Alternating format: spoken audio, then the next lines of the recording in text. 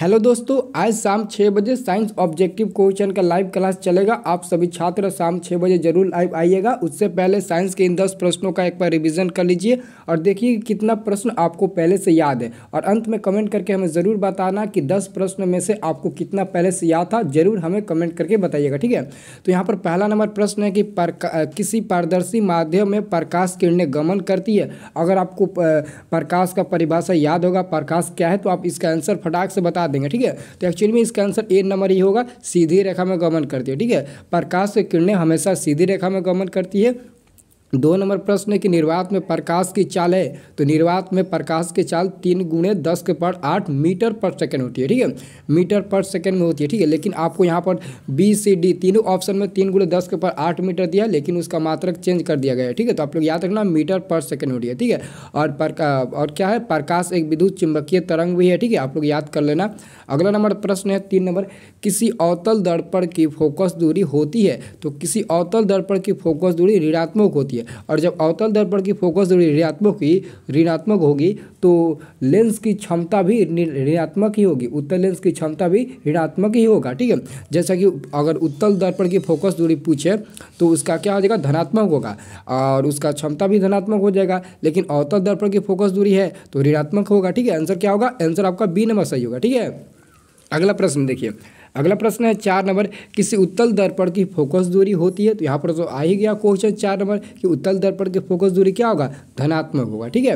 अब अगला नंबर प्रश्न है कि किसी अवतल लेंस की फोकस दूरी क्या होगा। अब यहाँ पर लेंस में आ गया, वहाँ पर तो क्या था, दर्पण था, लेकिन यहाँ पर लेंस में आ गया तो अवतल लेंस की फोकस दूरी क्या होगी। तो यहाँ पर अवतल लेंस में भी फोकस दूरी क्या होती है, ऋणात्मक ही होती है और उत्तल लेंस की फोकस दूरी भी धनात्मक हो जाएगी, ठीक है। और साथ में उसका लेंस की क्षमता का वही रूल लागू होगा, ठीक है। अगला नंबर प्रश्न है कि किसी उत्तल लेंस की फोकस दूरी होती है, तो किसी उत्तल लेंस की फोकस दूरी क्या होती है, धनात्मक होती है, ठीक है। याद रहेगा, यहाँ पर 6 का आंसर ए नंबर होगा, ठीक है। अब 7 नंबर प्रश्न देखिए, तो वास्तविक प्रतिबिंब का आवर्धन होता है, वास्तविक प्रतिबिंब का आवर्धन होता है। 7 का सही उत्तर क्या होगा, देखिए तो यहाँ पर 7 का आंसर क्या होगा, बी नंबर होगा, ठीक है। ऋणात्मक होती है, ठीक है।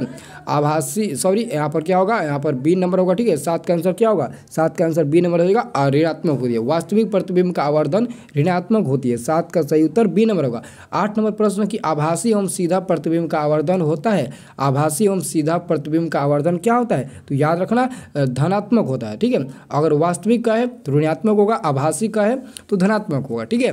अब यहाँ पर 9 नंबर प्रश्न देखिए, तो 9 नंबर प्रश्न है कि गोलीय दर्पण द्वारा आवर्धन एम निम्न में से कौन है, ठीक है। गोलीय दर्पण द्वारा आवर्धन आपको बताना है क्या होगा, ठीक है। तो गोलीय दर्पण के अनुसार आवर्धन m बराबर -v/u होता है और गोलीय लेंस द्वारा आवर्धन m बराबर क्या होता है, तो गोलीय लेंस द्वारा पूछे तो v/a होता है, ठीक है। अगर लेंस के द्वारा पूछे तो v/a होगा और दर्पण द्वारा पूछे तो -v/u होगा, ठीक है। तो आंसर आपका क्या होगा, 9 का b और 10 का a होगा। तो आप अब हमें कमेंट करके बताइए कि 10 में से कितना प्रश्न आपको एक्चुअली में मालूम था। तो अगर आपको 10 में 10 याद था तो आप ज़रूर हमें कमेंट करके बताइएगा। आपके कमेंट का हम रिप्लाई आपको ज़रूर देंगे, ठीक है। और सभी लोग वीडियो को लाइक करके चैनल को सब्सक्राइब कर लेना, जो हमारे चैनल पर पहली बार आए होंगे, तो ठीक है, क्योंकि आगे आपको और ज़्यादा और सारा वीडियो मिलेगा, ठीक है। तो सभी लोग वीडियो को लाइक करके चैनल को सब्सक्राइब कर लीजिएगा, ठीक है।